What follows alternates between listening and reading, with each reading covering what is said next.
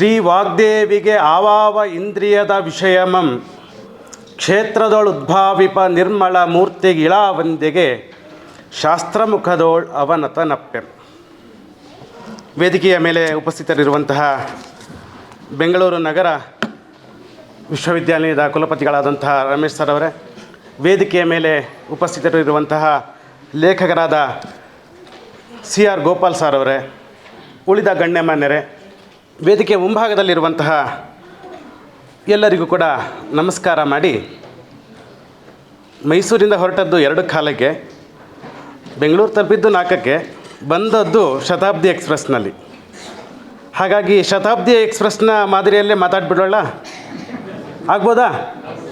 ಆದರೆ ನೀವು ಎಲ್ಲಿ ನಿಲ್ಲಿಸಿ ಅಂತ ಹೇಳ್ತಾರೆ ಅಲ್ಲಿ ನಿಲ್ಲಿಸ್ತೀನಿ, ಯಾಕೆಂದ್ರೆ ಶತಾಬ್ದಿ ನಿಲ್ಲೋಲ್ಲ, ಓಡ್ತಾ ಇರ್ತದೆ ಚೆನ್ನೈ ಮುಟ್ಟೋವರೆಗೂ ಕೂಡ, ಹೌದಲ್ವಾ? ಹೌದು. ಕನ್ನಡದ ಒಬ್ಬ ಪ್ರಸಿದ್ಧ ಕವಿ ಹೇಳ್ತಾನೆ, ಕೆರೆಯಂ ಕಟ್ಟಿಸು ಬಾವೆಯಂ ಸವೆಸು ದೇವಾಗಾರಮಂ ಮಾಡಿಸು ಶೆರೆಯೋಳ್ ಸಿಲ್ಕಿದ ಅನಾಥರಂ ಬಿಡಿಸು ನಂಬಿದವರ್ ಗೆರವಟ್ಟಾಗಿರೋ ಶಿಷ್ಟರಂ ಪೊರೆ ಅಂತ ಹೇಳಿ ಯಾರು ಹೇಳಿದರು ಅಂದರೆ, ಆ ಸಣ್ಣ ಮಗುವಿನ ತಾಯಿ ಲಾಲನೆ ಪಾಲನೆ ಪೋಷಣೆ ಮಾಡುವಾಗ ಹೇಳಿದರು ಅಂಥೇಳಿ ಲಕ್ಷ್ಮೀಧರ ಅಮಾತ್ಯ ಎನ್ನುವ ಕವಿ ದಾಖಲಿಸಿದಂತಹ ಮಾತಿದು. ಇದು ಕನ್ನಡಿಗರ ವ್ಯಕ್ತಿತ್ವವನ್ನು ಕೂಡ ಸೂಚಿಸ್ತದೆ. ಈ ಮಾತನ್ನು ಯಾಕೆ ಹೇಳಿದೆ ಅಂತಂದರೆ, ಇದರಲ್ಲಿ ಸಮಾಜ ಕಾರ್ಯ ಇದೆ. ಕೆರೆಯಂ ಕಟ್ಟಿಸು ಬಾವೆಯಂ ಸವೆಸು ಎನ್ನುವಂತಹ ಮಾತಿನಲ್ಲೇ ಹೇಳ್ತಾ ಇದೆ, ಸಮಾಜಕ್ಕೆ ಬೇಕಾದಂತಹ ಮೂಲಭೂತ ವಸ್ತುಗಳನ್ನು ವಿಷಯಗಳನ್ನು ನಾವು ಕೊಡಬೇಕು ಅಂತ. ಏನು ಪುಸ್ತಕದ ಬಗ್ಗೆ ಮಾತಾಡ್ರಿ ಅಂದರೆ ನೀವು ಏನೇನೋ ಬೇರೆ ಕಡೆ ಹೋಗ್ತಿದ್ದೀರಿ ಅಂದರೆ, ಪುಸ್ತಕದ ಒಳಗಡೆ ಇರುವಂತಹ ಮಾತನ್ನೇ ನಾನು ಹೆಕ್ಕಿ ನೋಡ್ತೇನೆ. ನನ್ನ ಮಾತಿಗೆ ಪೂರಕವಾಗಿ ಕನಕದಾಸರು ಹೇಳಿದ, ಪುರಂದರದಾಸರು ಹೇಳಿದ ಮಾತನ್ನು ಡಾಕ್ಟರ್ CR ಗೋಪಾಲ್ರವರು 13ನೇ ಅಧ್ಯಾಯದಲ್ಲಿ ಹೇಳ್ತಾರೆ ಹೀಗೆ: ಪರಹಿತವನ್ನು ಮಾಡಿ ಕೆರೆ ಬಾವಿಗಳ ಅರವಟ್ಟಿಗೆಯ ಸಾಲು ಮರವ ಹಾಕಿ ಸಿರಿಪುರದರಸು ಶ್ರೀ ಪುರಂದರ ವಿಠ್ಠಲನ ಸ್ಥಿರದಲ್ಲಿ ಬಿಡದೆ ಸ್ಮರಿಸುತ್ತಲಿಹರಿಗೆ ಇಲ್ಲೇ ವೈಕುಂಠ ಕಾಣಿರೋ. ನಾವು ಇವತ್ತು ವೈಕುಂಠ ಎಲ್ಲಿದೆ ಅಂತ ಗೊತ್ತಿಲ್ಲದಲೇ ವೈಕುಂಠದ ಕಡೆಗೆ ಮುಖ ಮಾಡಿ ಓಡಾಡ್ತಾ ಇದ್ದೇವೆ.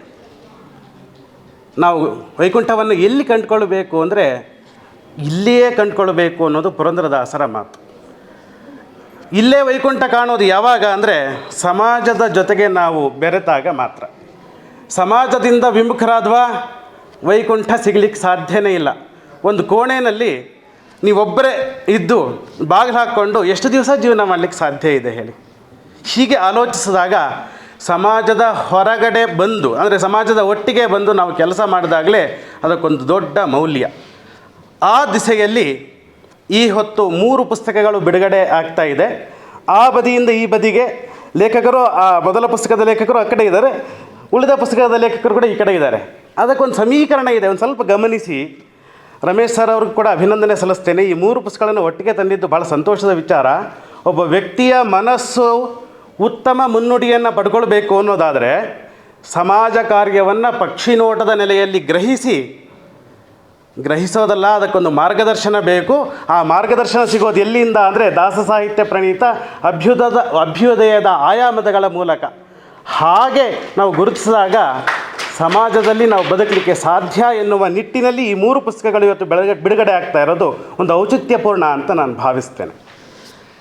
ಈ ಪುಸ್ತಕದ ಪರಿಚಯ ಅಂತ ಬಂದಾಗ ನನಗೆ ಕೊಟ್ಟಿರುವಂತಹ ಪುಸ್ತಕದ ಹೆಸರು ಹರಿದಾಸ ಸಾಹಿತ್ಯದ ಪ್ರಣೀತ ಅಭ್ಯುದಯದ ಆಯಾಮಗಳು ಎನ್ನುವಂಥ ಪುಸ್ತಕ. ಈ ಪುಸ್ತಕ ಪರಿಚಯ ಮಾಡೋದು ಒಂದೇ, CR ಗೋಪಾಲ್ರವರ ಜೀವನ ವ್ಯಕ್ತಿತ್ವವನ್ನು ಪರಿಚಯ ಮಾಡೋದು ಒಂದೇ. ಹಾಗಾಗಿ ಮೊದಲ ನನ್ನ ಮಾತಿನ ಅರ್ಧ ಭಾಗದಲ್ಲಿ CR ಗೋಪಾಲ್ ಅವರನ್ನು ಹೊಗಳಿಕ್ಕೆ ಹೊರಟಿಲ್ಲ, ವಿಮರ್ಶೆ ಮಾಡ್ತಾ ಇದ್ದೀನಿ. ಅದರ ನಂತರದಲ್ಲಿ ಅವರು ಬರೆದ ಪುಸ್ತಕವನ್ನು ಕೂಡ ವಿವರಿಸ್ತಾ ಇಲ್ಲ, ವಿಮರ್ಶೆ ಮಾಡ್ತಾ ಪರಿಚಯ ಮಾಡಿಕೊಡ್ತೀನಿ. ಆಗ್ಬೋದಲ್ವಾ? ನಾನು ಆಗಲೇ ಹೇಳಿದ್ದೀನಿ ಶತಾಬ್ದಿ ಎಕ್ಸ್ಪ್ರೆಸ್ ನಿಲ್ಲಿಸಿ ಅಂದ್ಕೊಳ್ಳಿ ನಿಲ್ಲಿಸ್ತೇನೆ. 45 ವರ್ಷದ ಕೆಳಗಡೆ ನನಗೆ ವಯಸ್ಸು 3 ವರ್ಷ. ಒಂದು ದೇವಸ್ಥಾನದ ರಥೋತ್ಸವದ ಕಾರ್ಯಕ್ರಮ, ನನ್ನ ತಾಯಿಯ ಮಡಿಲ ಅಲ್ಲಿ ನಾನು ಮಲಗಿದ್ದೇನೆ. ಆ ರಥೋತ್ಸವದ ಕಾರ್ಯಕ್ರಮದಲ್ಲಿ ಅವರ ತಂದೆಯ ಜೊತೆಗೆ ಒಬ್ಬ ಯೌವನ ದಲ್ಲಿ ಇರುವಂತಹ ಯುವಕರು ಒಬ್ಬರು ಬರ್ತಾ ಇದ್ದಾರೆ. ನಮ್ಮ ತಾಯಿ ಮಾತಾಡ್ತಾ ಇದ್ದಾಳೆ, ಈಗಲೂ ನಂಗೆ ನೆನಪಿದೆ. ಈ ಹೊತ್ತಿಗೆ ಭಾರತದಲ್ಲಿ ಓದೋದಲ್ಲದಲೇ ಪಾಶ್ಚಿಮಾತ್ಯ ದೇಶಗಳಿಗೆ ಅಂದರೆ ಫಾರಿನ್ನಿಗೂ ಕೂಡ ಹೋಗಿ ಒಂದು ಸಮಾಜ ಕಾರ್ಯದ ಕುರಿತಾದ ಒಂದು ಕೋರ್ಸನ್ನು ಮಾಡಿ ಬಂದಿದ್ದಾರೆ. ಅಂತಹ ಮೇರು ವ್ಯಕ್ತಿತ್ವದ ವ್ಯಕ್ತಿ ಇಲ್ಲಿ ಬರ್ತಾ ಇದ್ದಾರೆ ಅಂತ ಹೇಳಿದ ಮಾತು ಅಷ್ಟೇ ಇದೆ ನಂಗೆ ನೆನಪು. ಆ ಹೊತ್ತು ನೋಡಿದ ಮುಖದಲ್ಲಿ ಕೂದಲು ಬೆಳ್ಳಗೆ ಇತ್ತು, ಇವತ್ತು ಕರ್ರಗೆ ಇತ್ತು, ಇವತ್ತು ಬೆಳ್ಳಗಾಗಿದೆ. ಬಿಟ್ಟರೆ ವ್ಯಕ್ತಿಯಾಗಿ ಏನೂ ಬದಲಾಗಿಲ್ಲ ಸಿ.ಆರ್. ಗೋಪಾಲ್ ಸರ್. ಇಂತಹ ವ್ಯಕ್ತಿತ್ವ ಬರಲಿಕ್ಕೆ ಕಾರಣ ಅವರ ತಂದೆ ತಾಯಿಗಳು. ಅವರ ತಾಯಿ ಇತ್ತೀಚಿನವರೆಗೂ ಕೂಡ ಬದುಕಿದ್ರು.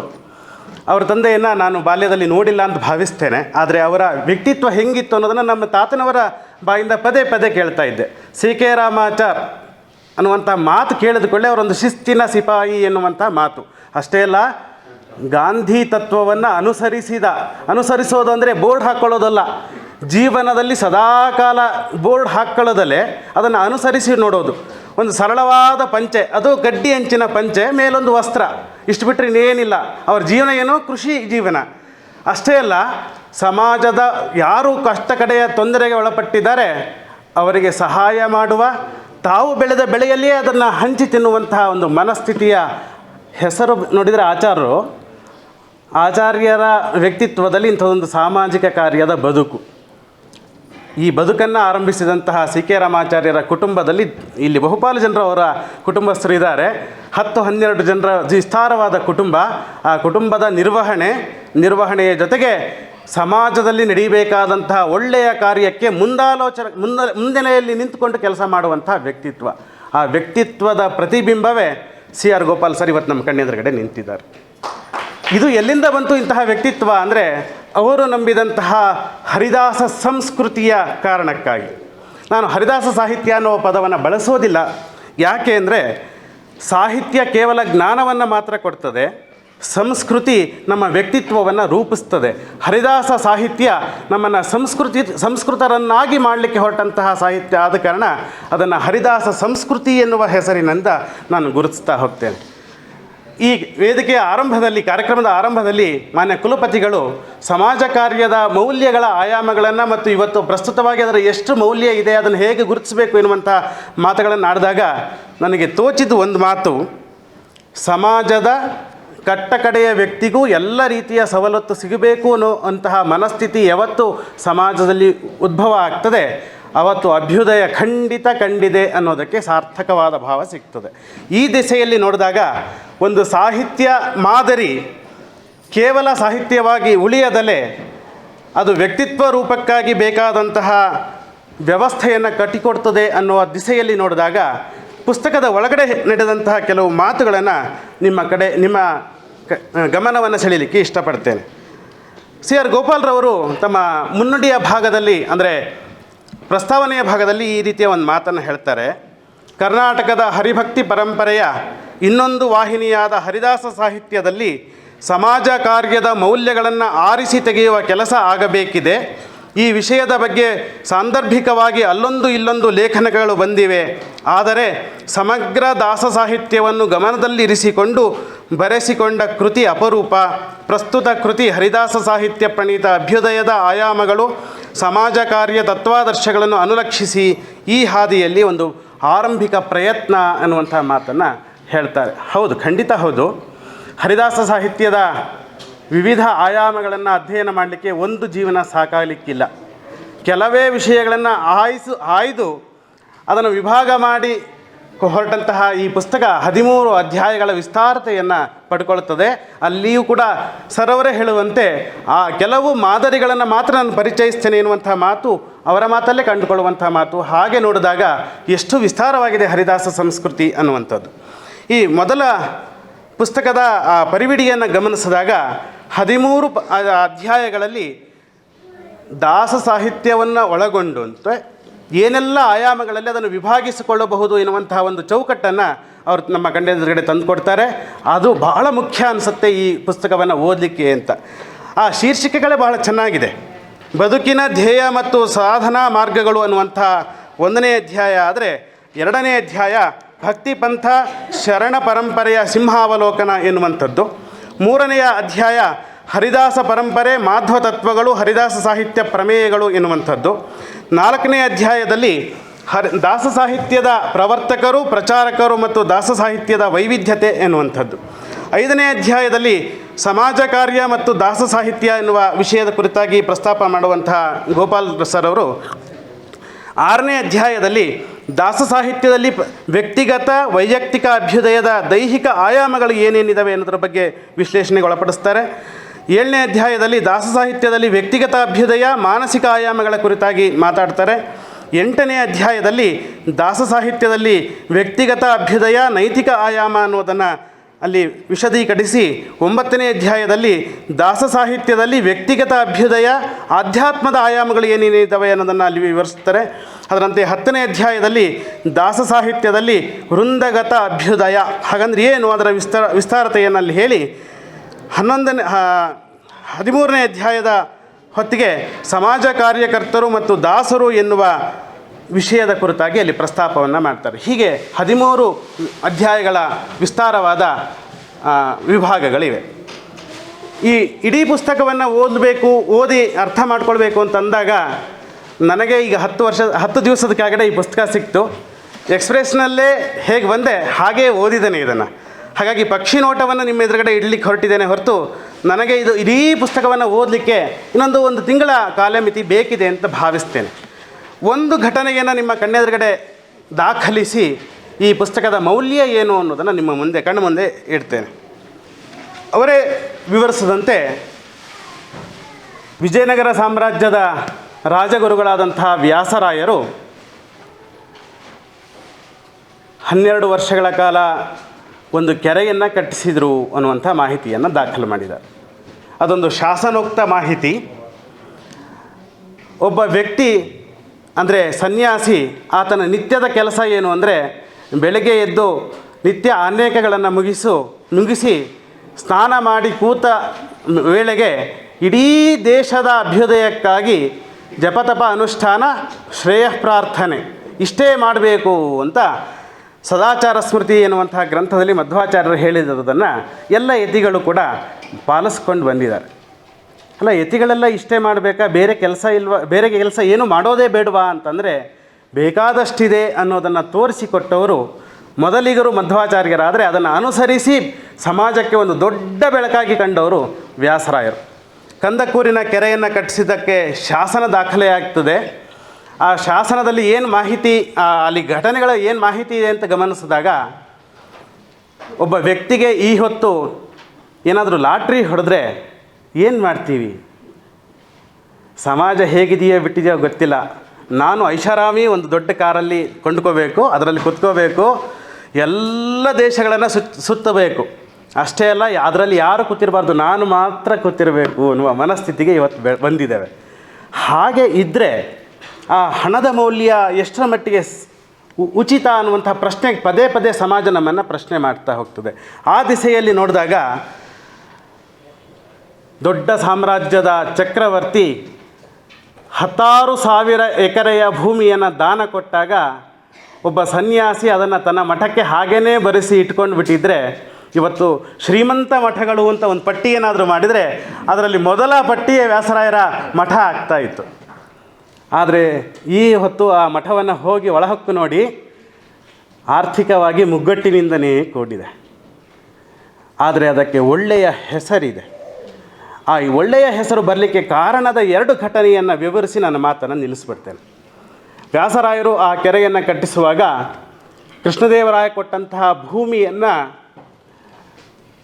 ತಾವು ಇಟ್ಟುಕೊಳ್ಳದಲೇ ಸಮಾಜದಲ್ಲಿ ಯಾರು ಕಟ್ಟಕಡೆಯ ತೊಂದರೆಗೆ ಒಳಪಟ್ಟಿದ್ದಾರೆ ಅವರನ್ನೂ ಒಳಗೊಂಡಂತೆ ಒಂದು ಸಮಾಜ ಹೇಗೆ ಚೆನ್ನಾಗಿ ಇರಲಿಕ್ಕೆ ಬೇಕೋ ಆ ಎಲ್ಲ ವ್ಯವಸ್ಥೆಯನ್ನು ಕಟ್ಟಿಕೊಡುವಂತಹ ಆ ಹೊತ್ತಿನ ಜವಾಬ್ದಾರಿಯುತ ವ್ಯಕ್ತಿಗಳ ಎಲ್ಲ ಕುಟುಂಬಗಳಿಗೆ, ಅದರಂತೆಯೇ ಆ ಊರಿನ ಸಂರಕ್ಷಣೆಯನ್ನು ಮಾಡುವಂತಹ ಆ ಸಂರಕ್ಷಕರಿಗೆ, ಹೀಗೆ ಎಲ್ಲರಿಗೂ ಆ ಆಸ್ತಿಯನ್ನು ಭಾಗ ಮಾಡ್ತಾರೆ. ಭಾಗ ಮಾಡಿ ಅದನ್ನು ಹಂಚ್ತಾರೆ. ಹಂಚಿದ ಕೂಡಲೇ ಇವತ್ತು ನಮ್ಮ ಸಮಾಜದಲ್ಲಿ ನೋಡ್ತೇವಲ್ಲ, ಭೂಮಿ ಸಿಕ್ಕುಕೊಳ್ಳೆ ಏನು ಮಾಡ್ತಾರೆ ಅಂತ, ಹಾಗೆ ಮಾಡಬಾರ್ದು ಅನ್ನುವ ಕಾರಣಕ್ಕಾಗಿ ಒಂದು ಎಕನಾಮಿಕಲ್ ವ್ಯವಸ್ಥೆಯನ್ನು ಕಟ್ಟಿಕೊಡ್ತಾರೆ ವ್ಯಾಸರಾಯರು. ನಮ್ಮ ಸ್ವಂತ ಊರಿನ ಬೊಮ್ಮಘಟ್ಟದ ಗ್ರಾಮದ ಶಾಸನದಲ್ಲಿ ದಾಖಲಾಗಿರುವ ಮಾಹಿತಿ ಇದು. 18 ಆಯಗಾರರಿಗೆ ಆ ಇಡೀ ಭೂಮಿಯನ್ನು ವಿಭಾಗ ಮಾಡಿ ಆ ಕೊಟ್ಟಂತಹ ಭೂಮಿಯನ್ನು ತಾವು ಸ್ವಂತ ಬಳಸ್ಕೊಳ್ಳದಲೇ ಬಂದ ಬೆಳೆಯನ್ನು ಭಾಗದಲ್ಲಿ ಸ್ವಲ್ಪ ಭಾಗ ಜೀವನಕ್ಕೆ ಇಟ್ಕೊಳ್ಬೇಕು, ಅದರ ಒಂದು ಕಾಲು ಭಾಗದಷ್ಟು ದೇವರ ಆಚರಣೆಯ ಹಬ್ಬದ ಆಚರಣೆಯ ಕಾರಣಕ್ಕಾಗಿ ಕೊಡಬೇಕು, ಇನ್ನೊಂದು ಭಾಗವನ್ನು ಸಮಾಜದ ಉದ್ಧಾರಕ್ಕಾಗಿಯೇ ಕೊಡಬೇಕು ಎನ್ನುವುದರ ಒಂದು ದಾಖಲೆಯನ್ನು ಅಲ್ಲಿ ವ್ಯಾಸರಾಯರು ಮಾಡ್ತಾರೆ. ಅಂದರೆ ಭೂಮಿಯನ್ನು ನೀನು ಮಾತ್ರ ಬಳಸೋದಲ್ಲ, ಬಂದ ಆದಾಯವನ್ನು ಹೀಗೆ 3 ಭಾಗವಾಗಿ ಮಾಡುವಂತ. ನೋಡಿ, ಆ ಕಾಲಕ್ಕೇ ಒಂದು ಎಕನಾಮಿಕಲ್ ವ್ಯವಸ್ಥೆಯನ್ನು ವ್ಯಾಸರಾಯರು ಕಟ್ಟಿಕೊಟ್ರು ಅನ್ನೋದಕ್ಕೆ ಈ ಶಾಸನ ದಾಖಲಾಗ್ತದೆ. ಸಮಾಜದ ಕಾರ್ಯ ಏನು ಮಾಡಬೇಕು ಅಂದರೆ ಅಲ್ಲಿ ಬರುವಂತಹ ಮಾತು ಕೆರೆ ಅಗ್ರಹಾರಂಗಳ ಕಟ್ಟಿಸಿ ಎನ್ನುವಂಥ ಮಾತೇನು ಬಂದಿದೆ, ಕೆರೆಯಂ ಕಟ್ಟಿಸು ಬಾವೆಯಂ ಸವೆಸು ಎನ್ನುವಂಥದ್ದು, ಅದನ್ನು ಪಟ್ಟಿ ಮಾಡ್ತಾರೆ ವ್ಯಾಸರಾಯರು. ಹಾಗೆ ಪಟ್ಟೆ ಮಾಡಿ ಹಾಗೆಯೇ ಬದುಕಬೇಕು ಅಂತ ಒಂದು ಮಾರ್ಗದರ್ಶೀಯ ವ್ಯವಸ್ಥೆಯನ್ನು ಕಟ್ಟಿಕೊಡ್ತಾರೆ. ಅದನ್ನು ನೋಡಿದಂತಹ ಕವಿಯಾದಂತಹ ಲಕ್ಷ್ಮೀಧರ ಅಮಾತ್ಯ ಆಮೇಲೆ ಈ ಪದ್ಯವನ್ನು ಬರೆದ ಅಂತ ನಾನು ದಾಖಲಿಸ್ತೇನೆ. ಅಂದರೆ ಅದಕ್ಕಿಂತ ಮುಂಚೆನೇ ವ್ಯಾಸರಾಯರ ಇಂಥದ್ದೊಂದು ವ್ಯಕ್ತಿತ್ವ ಸಮಾಜದಲ್ಲಿ ಪರಿಚಯ ಇತ್ತು ಅನ್ನೋದಕ್ಕೆ ಇದೊಂದು ಮೌಲ್ಯಯುತವಾದಂಥ ಮಾಹಿತಿ. ಅಷ್ಟೇ ಅಲ್ಲ, ಆ ಕೆರೆಗಳನ್ನು ಸರಣಿ ಕೆರೆಗಳನ್ನು ಕಟ್ಟಿಸುವಾಗ ಅದಕ್ಕೊಂದು ತಂತ್ರಜ್ಞಾನದ ವ್ಯವಸ್ಥೆ ಬೇಕು. ಇವತ್ತಾದರೆ ಇಂಜಿನಿಯರಿಂಗ್ ಅಂತ ಕರಿತೇವೆ, ವಾಟರ್ ರಿಸೋರ್ಸ್ ಇಂಜಿನಿಯರಿಂಗ್ ಅನ್ನುವಂಥ ವ್ಯವಸ್ಥೆಯನ್ನು ನೋಡ್ತೇವೆ. ಆ ಹೊತ್ತಿಗೆ ನ್ಯಾಚುರಲ್ಲಾಗಿಯೇ ಆ ವ್ಯವಸ್ಥೆ ಕಂಡುಕೊಳ್ಳಬೇಕು ಎನ್ನುವ ಆಶಯದಲ್ಲಿ ವ್ಯಾಸರಾಯರು ಅದನ್ನು ಕಟ್ಟಿಕೊಡ್ತಾರೆ. ಅವರ ಊರಿಗೂ ನಮ್ಮ ಊರಿಗೂ ಮಧ್ಯದಲ್ಲಿ ಒಂದು ದೊಡ್ಡ ಬೆಟ್ಟದ ಸಾಲು ಬರ್ತದೆ. ಆ ಬೆಟ್ಟದ ಸಾಲಿನಿಂದ ಬಿದ್ದಂತಹ ಮಳೆಯ ನೀರು ಸುಮ್ಮನೆ ಹೋಗೋದಲ್ಲೇ 7 ಸರಣಿ ಕೆರೆಗಳನ್ನು ಕಟ್ಟಿಸಿ ಆ ಕೆರೆಗಳೆಲ್ಲ ನೀರು ತುಂಬಿ ಕೊನೆಗೆ ಸಂಡೂರಿನಲ್ಲಿರುವಂತಹ ನಾರಿಹಳ್ಳಕ್ಕೆ ಸೇರಬೇಕು. ಸೇರಿದ ನಾರಿಹಳ್ಳದ ನೀರು ತುಂಗಭದ್ರೆಗೆ ಸೇರಬೇಕು. ಹೀಗೆ ಅದರ ಒಂದು ಆ ಕಲ್ಪನೆಯನ್ನು ವ್ಯವಸ್ಥೆಯನ್ನು ಮಾಡಿ ಹಾಗೆಯೇ ಕಟ್ಟಿಸ್ತಾರೆ. ಹಾಗೆ ಕಟ್ಟಿಸುವಾಗ ಜಲತಜ್ಞರು ಅನ್ನೋದಕ್ಕೆ ಇನ್ನೊಂದು ಮೌಲ್ಯಯುತವಾದ ಮಾಹಿತಿಯನ್ನು ಹೇಳಬೇಕು. ನೀರನ್ನು ಅಳತೆಮಾನವಾಗಿ ಇವತ್ತು ಹೇಳ್ತೇವೆ ನಾವು. ಒಂದು ಡ್ಯಾಮ್ನಲ್ಲಿ ನೀರು ಇಷ್ಟು ನಿಂತ್ಕೋಬೇಕು ಅಂದರೆ ಕ್ಯೂಸೆಕ್ಸ್ ಎನ್ನುವಂಥ ವ್ಯವಸ್ಥೆಯನ್ನು. ಆದರೆ ಅವತ್ತು ವ್ಯಾಸರಾಯರು ಗುರುತಿಸುವಂಥದ್ದು ಅಲ್ಲಿ ಒಂದು ಪ್ರಾಣದೇವರನ್ನು ಪ್ರತಿಷ್ಠೆ ಮಾಡ್ತಾರೆ ತೂಬಿನಲ್ಲಿ. ಆ ಪ್ರಾಣದೇವರ ಪಾದಕ್ಕೆ ನೀರು, ಅಂದರೆ ಆಂಜನೇಯನನ್ನು ಪ್ರತಿಷ್ಠೆ ಮಾಡೋದು, ಆಂಜನೇಯನ ಪಾದಕ್ಕೆ ನೀರು ನಿಂತರೆ ಆ ಕೆರೆಯಲ್ಲಿ ಒಂದು ಬೆಳೆ ಗ್ಯಾರಂಟಿ. ಆ ಪ್ರಾಣದೇವರ ನಡುವರೆಗೆ ನೀರು ನಿಂತರೆ ಒಂದು ಬೆಳೆ ಪೂರ್ಣ ಬಂದು ಸ್ವಲ್ಪ ನೀರು ಉಳಿತದೆ. ಆ ಹನುಮಂತನು ಪೂರ್ಣ ಮುಳುಗಿದ ಅಂದರೆ 2 ಬೆಳೆ ಖಂಡಿತ, ಮತ್ತು ಬೇಸಿಗೆಯಲ್ಲಿ ಯಾವುದೇ ತೊಂದರೆ ಇಲ್ಲ. ಈಗಲೂ ಕೂಡ ಗಮನಿಸಿ, ಅದು ಹೈದರಾಬಾದ್ ಕರ್ನಾಟಕದ ಪ್ರದೇಶ, ಡಿಸೆಂಬರ್ ನಂತರ ಬಿರು ಬಿಸಿಲು, ನೀರಿನ ತೊಂದರೆ. ಅಂತಹ ವ್ಯವಸ್ಥೆಯಲ್ಲೂ ಕೂಡ ನೀರು ಸದಾಕಾಲ ಇರಬೇಕು ಎನ್ನುವಂಥ ವ್ಯವಸ್ಥೆಯನ್ನು ವ್ಯಾಸರಾಯರು ಕಟ್ಟಿಕೊಡ್ತಾರೆ. ಇದಲ್ಲವೇ ಸಮಾಜದ ಅಭ್ಯುದಯ. ಇಂತಹ ಸಮಾಜದ ಅಭ್ಯುದಯವನ್ನು ಕಂಡಾಗ ಮಾತ್ರ ನಮಗೆ ಜೀವನದಲ್ಲಿ ಒಂದು ಮೌಲ್ಯ ಸಿಗಲಿಕ್ಕೆ ಸಾಧ್ಯ ಇದೆ ಎನ್ನುವಂಥದ್ದು. ಕೇವಲ ವ್ಯಾಸರಾಯರನ್ನು ಹೊಗಳಿದ್ರಲ್ಲ, ಇನ್ಯಾರೂ ಮಾಡಲಿಲ್ವಾ ಅಂದರೆ, ಇದನ್ನೇ ಅನುಸರಿಸಿದಂತಹ ಕನಕದಾಸರು 86 ಕೆರೆಗಳನ್ನು ಕಟ್ಟಿಸಿದರೆ ಅಂತ ಚಾರಿತ್ರಿಕವಾಗಿ ದಾಖಲಾಗಿದೆ. ಬರೇ ಒಬ್ಬ ದಾಸರಲ್ಲ, 132 ದಾಸರ ಒಂದು ದೊಡ್ಡ ಪಟ್ಟಿಯೇ ಇದೆ. ಅವರೆಲ್ಲರೂ ಕೂಡ ಕಟ್ಟಿಸಿದರೆ ಅನ್ನೋದಕ್ಕೆ ಚಾರಿತ್ರಿಕ ದಾಖಲೆಗಳಿವೆ, ಶಾಸನದ ದಾಖಲೆಗಳಿವೆ. ನಮ್ಮ ಬೆಂಗಳೂರಿನ ಗ್ರಾಮದಲ್ಲಿಯೇ ದಾಸನಾಪುರ ಆಗಲಿ, ದಾಸನಾಪುರದ ಕೆರೆಗಳಾಗಲಿ, ಅವು ದಾಸರಾಯರು ಕಟ್ಟಿಸಿದ ಕೆರೆಗಳು ಅನ್ನೋದಕ್ಕೆ ಚಾರಿತ್ರಿಕ ದಾಖಲೆಗಳಿದೆ. ಅದನ್ನು ನೀವು ಈಗಲೂ ಕೂಡ ನಮ್ಮ ಮಿಥಿಕ್ ಸೊಸೈಟಿಗೆ ಹೋದರೆ ಆ ಶಾಸನೋಕ್ತ ಮಾಹಿತಿಗಳನ್ನು ಖುದ್ದಾಗಿ ನೋಡಲಿಕ್ಕೆ ಬೇಕಾದಂಥ ವ್ಯವಸ್ಥೆಯನ್ನು ಮಿಥಿಕ್ ಸೊಸೈಟಿ ಮಾಡಿಕೊಟ್ಟಿದೆ. ಈ ದಿಸೆಯಲ್ಲಿ ನೋಡಿದಾಗ ಸಮಾಜ ಕಾರ್ಯ ಹೀಗೂ ಮಾಡಲಿಕ್ಕೆ ಸಾಧ್ಯ ಇದೆ ಅನ್ನೋದನ್ನು ನಾವು ಗಮನಿಸಬೇಕಾಗ್ತದೆ. ಇನ್ನೊಂದು ಸಣ್ಣ ಮಾಹಿತಿಯನ್ನು ಹೇಳಿ ನನ್ನ ಮಾತನ್ನು ಮುಗಿಸ್ತೇನೆ. ಒಬ್ಬ ಯತಿ ತಮ್ಮ ವಿದ್ವತ್ತಿನ ಕಾರಣಕ್ಕಾಗಿ ಜಯಿಸಿದಂತಹ ದೊಡ್ಡ ಪಲ್ಲಕ್ಕಿಯಲ್ಲಿ ಕೂತು ಮೆರವಣಿಗೆಯಲ್ಲಿ ಹೋಗ್ತಾ ಇದ್ದಾರೆ ಒಂದು ಊರಿನಿಂದ ಇನ್ನೊಂದು ಊರಿಗೆ. ಅಲ್ಲಿ ಒಬ್ಬ ಹೆಂಡತಿ ಮಲಗಿದಾಳೆ, ತುಂಬು ಗರ್ಭಿಣಿ. ಇನ್ನೊಬ್ಬ ಆಕೆಯ ಗಂಡ ಜೋರಾಗಿ ಅಳ್ತಾ ಇದ್ದಾನೆ. ಅಳ್ತಾ ಇರೋದನ್ನು ನೋಡಿದಂತಹ ಈ ಯತಿಗಳು ಏನಾಯಿತು ಅಂತ ಕೇಳ್ತಾರೆ. ಕೇಳಿದಾಗ, ಇಲ್ಲ 9 ತಿಂಗಳು ತುಂಬಿದೆ, ನನ್ನ ಹೆಂಡತಿಗೆ ಹೆರಿಗೆ ಆಗಬೇಕು, ಸೂಲಗಿತ್ತಿ ನಮ್ಮ ಊರಲ್ಲಿ ಇಲ್ಲ, ಪಕ್ಕದ ಊರಿನಲ್ಲಿ ಸೂಲಗಿತ್ತಿ ಇದ್ದಾಳೆ, ಆಕೆ ಅಲ್ಲಿ 12-13 ಹೆರಿಗೆಗಳು ಒಂದೇ ದಿವಸ ಬಂದಿದೆ, ಅಲ್ಲಿ ಆಕೆ ಕೆಲಸ ಮಾಡಬೇಕು. ಆಕೆ ಹೇಳ್ತಾ ಇರೋದು, ನಿನ್ನ ಹೆಂಡತಿಯನ್ನು ಅಲ್ಲಿ ಕರ್ಕೊಂಡು ಬಂದುಬಿಡು, ಅದನ್ನು ಮಾಡ್ತೇನೆ ಎನ್ನುವಂಥ ಮಾತು. ಕರ್ಕೊಂಡು ಹೊರಟಿದ್ದೇನೆ, ಆಕೆ ಆಯಾಸ ಪಡ್ತಾ ಇದ್ದಾಳೆ, ದುಃಖ ಪಡ್ತಾ ಇದ್ದಾಳೆ, ನನಗೆ ಹೊತ್ಕೊಂಡು ಹೋಗಲಿಕ್ಕೆ ಆಗ್ತಾ ಇಲ್ಲ ಅಂತ ಹೇಳಿದಾಗ ಆ ಪಲ್ಲಕ್ಕಿಯಲ್ಲಿ ಕೂತಂತಹ ಯತಿಗಳು ಕೆಳಗೆ ಇಳಿತಾರೆ. ಅವರ ಇಡೀ ಶಿಷ್ಯ ವರ್ಗ ಸ್ವಲ್ಪ ದೂರದಲ್ಲಿಯೇ ಇತ್ತು. ಒಬ್ಬ ಶಿಷ್ಯ ಮಾತ್ರ ಅಲ್ಲಿ ಇರ್ತಾನೆ. ಅವನಿಗೆ ಹೇಳ್ತಾರೆ, ಈ ಪಲ್ಲಕ್ಕಿಯಲ್ಲಿರುವ ದೇವರ ಪೆಟ್ಟಿಗೆಯನ್ನು ನೀನು ಹೊತ್ಕೋ. ಆತ ಹೊತ್ಕೊಳ್ತಾನೆ. ಆ ಪಲ್ಲಕ್ಕಿ ಸುವರ್ಣಮಯವಾದ ಪಲ್ಲಕ್ಕಿ, ಅವರ ವಿದ್ವತ್ತಿನ ಕಾರಣಕ್ಕಾಗಿ ಬಂದಂಥದ್ದು. ಆ ಪಲ್ಲಕ್ಕಿಯನ್ನು ಆಕೆಗೆ, ಆ ಗಂಡನಿಗೆ ಹೇಳಿ ಕೊಡ್ತಾನೆ, ಇದರಲ್ಲಿ ಕೂಡಿಸ್ಕೊಂಡು ಕರ್ಕೊಂಡು ಹೋಗು ಅಂತ. ಕರ್ಕೊಂಡು ಹೋಗ್ತಾಳೆ. ಅಲ್ಲಿ ಹೆರಿಗೆ ಆಗ್ತದೆ. ಮುಂದೆ ಆ ಘಟನೆಯೆಲ್ಲ ಬಹಳ ವಿಸ್ತಾರವಾದ ವಿವರಗಳು ಅದೇ ಶಾಸನದಲ್ಲಿದೆ. ನಮ್ಮ ಮೈಸೂರು ತಾಲೂಕಿನ ಶಾಸನದಲ್ಲಿ ಬರುವಂಥ ಮಾಹಿತಿ ಇದು. ಆ ವ್ಯಕ್ತಿ ಯಾರೂ ಗೊತ್ತಿಲ್ಲ, ಅಲ್ಲಿ ಹುಟ್ಟಿದ ವ್ಯಕ್ತಿ ಯಾರು ಅಂತ ನಮಗೆ ಗೊತ್ತಿಲ್ಲ. ಆ ಪಲ್ಲಕ್ಕಿ ಎಷ್ಟು ಬೆಲೆ ಬಾಳುತ್ತೆ ಅಂತ ಇವತ್ತಿಗೇನಾದರೂ ಲೆಕ್ಕ ಹಾಕಿದರೆ ಕೋಟ್ಯಂತರ ಬೆಲೆ ಬಾಳೋದು. ಅದನ್ನು ಆ ಕುಟುಂಬಕ್ಕೇ ಕೊಟ್ಟರು, ಆಮೇಲೆ ಅದನ್ನು ಆ ಎತ್ತಿಗಳು ವಾಪಸ್ ತೊಗೊಂಡ್ರು ಅನ್ನೋದಕ್ಕೂ ಕೂಡ ದಾಖಲೆ ಇಲ್ಲ. ಒಮ್ಮೆ ಎತ್ತಿಗಳು ಒಬ್ಬರಿಗೆ ಕೊಟ್ಟರು ಅಂದರೆ ವಾಪಸ್ ತೊಗೊಳ್ಳಲ್ಲ, ಅದೊಂದು ನಿಯಮವೂ ಕೂಡ ಇದೆ. ಹಾಗೆ ಕೊಟ್ಟಂತಹ ಆ ವ್ಯಕ್ತಿಗೆ ಈ ಯತಿಗಳು ಹೇಳ್ತಾರೆ, ಈ ಪಲ್ಲಕ್ಕಿಯಲ್ಲಿ ಹೋಗಿ ಹುಟ್ಟುವಂತಹ ವ್ಯಕ್ತಿ ಸಮಾಜದಲ್ಲಿ ಒಳ್ಳೆಯ ವ್ಯಕ್ತಿಯಾಗಿ ಬಾಳಲಿಕ್ಕೆ ಅವಕಾಶ ಮಾಡಿಕೊಡಲಿ ಅನ್ನುವಂತಹ ಮಾತನ್ನು ಹೇಳಿದಂತಹ ಮಾತು ಮುಂದೆ ಒಂದು ಸಾಮ್ರಾಜ್ಯವನ್ನು ಚೆನ್ನಾಗಿ ಕಟ್ಟಿಕೊಳ್ಳಲಿಕ್ಕೆ ಬೇಕಾದಂತಹ ವ್ಯವಸ್ಥೆಯನ್ನು ಕಟ್ಟಿಕೊಡ್ತು ಅನ್ನೋದಕ್ಕೆ ಕೆಂಗಲ ಹನುಮಂತರಾಯರು ಕೂಡ ಸಾಕ್ಷಿ ಆಗ್ತಾರೆ. ಕೆಂಗಲ ಹನುಮಂತರಾಯರ ವ್ಯಕ್ತಿತ್ವ ಎಂಥದ್ದು ಅನ್ನೋದು ನಿಮಗೆ ಸಮಾಜದಲ್ಲಿ ಗೊತ್ತಿದೆ. ಅಂತಹ ವ್ಯಕ್ತಿ ಹುಟ್ಟಲಿಕ್ಕೆ ಕಾರಣಕರ್ತರು ಒಬ್ಬ ಯತಿಗಳು ಅನ್ನೋದನ್ನು ನೋಡಿದಾಗ, ಯತಿಶ್ರೇಷ್ಠರು ಸಮಾಜದಲ್ಲಿ ಇರುವಂತಹ ಮೌಲ್ಯಯುತ ಜೀವನಕ್ಕೆ ಬೇಕಾದಂತಹ ಬೇರೆಯ ಕೊಡುಗೆಗಳನ್ನು ಹೇಗೆ ಕೊಟ್ಟರು ಅನ್ನೋದಕ್ಕೆ ಇವೆಲ್ಲವೂ ಕೂಡ ದಾಖಲಾಗಿರುವಂತಹ ವಿಷಯ. ಇನ್ನೂ ಬೇಕಾದಷ್ಟಿದೆ ಈ ಮಾತುಗಳನ್ನು ಹೇಳಬೇಕು ಅನ್ನೋದಾದರೆ, ಈ ಪುಸ್ತಕದ ಕುರಿತಾಗಿ ಮುನ್ನುಡಿಯನ್ನು ಬರೆಕೊಟ್ಟಂತಹ ಅರಳುಮಲ್ಲಿಗೆ ಪಾರ್ಥಸಾರಥಿಯವರು ಈ ಪುಸ್ತಕದ ಕುರಿತಾಗಿ ಒಂದು ಮಾತನ್ನು ಹೇಳ್ತಾರೆ. ಆ ಮಾತು ಏನಿದೆ ಅಂದರೆ, ಪ್ರಸ್ತುತ ನಾವು 21ನೇ ಶತಮಾನದಲ್ಲಿ ಇದ್ದೇವೆ.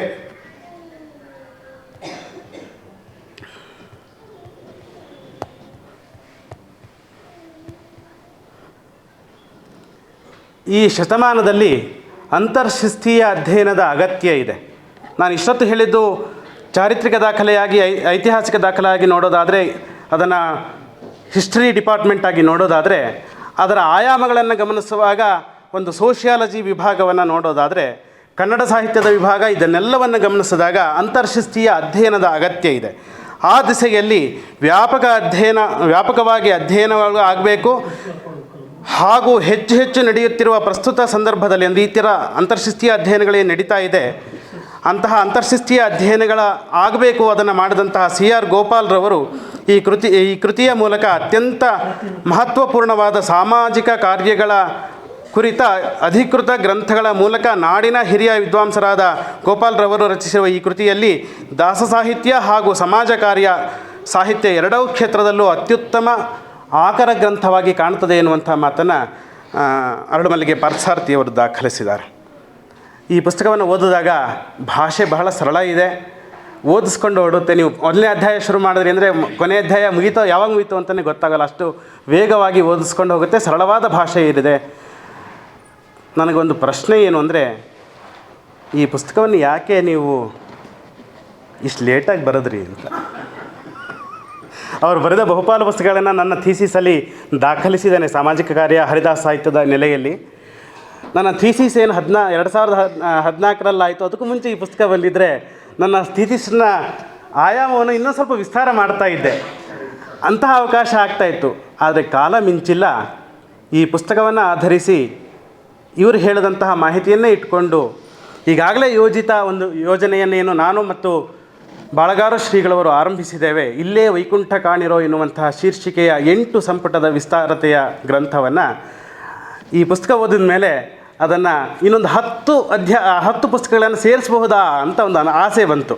ಹಾಗಾಗಿ 8 ಪುಸ್ತಕವಾಗಿ ಬರುವಂತಹ ಪುಸ್ತಕದ ಪರಿವ್ಯಾಪ್ತಿ ಈ ಪುಸ್ತಕ ಓದಿದ ಮೇಲೆ 18ಕ್ಕೆ ಹೆಚ್ಚಿಸಿಕೊಂಡಿದೆ. ಕಾರಣ ಏನು ಅಂದರೆ, ಸರ್ ಅವರು ಬಹಳ ಸರಳವಾಗಿ ಕೆಲವು ಮಾಹಿತಿಗಳನ್ನು ಹೆಕ್ಕಿ ವಿವರಗಳನ್ನು ಕೊಟ್ಟಿದ್ದಾರೆ.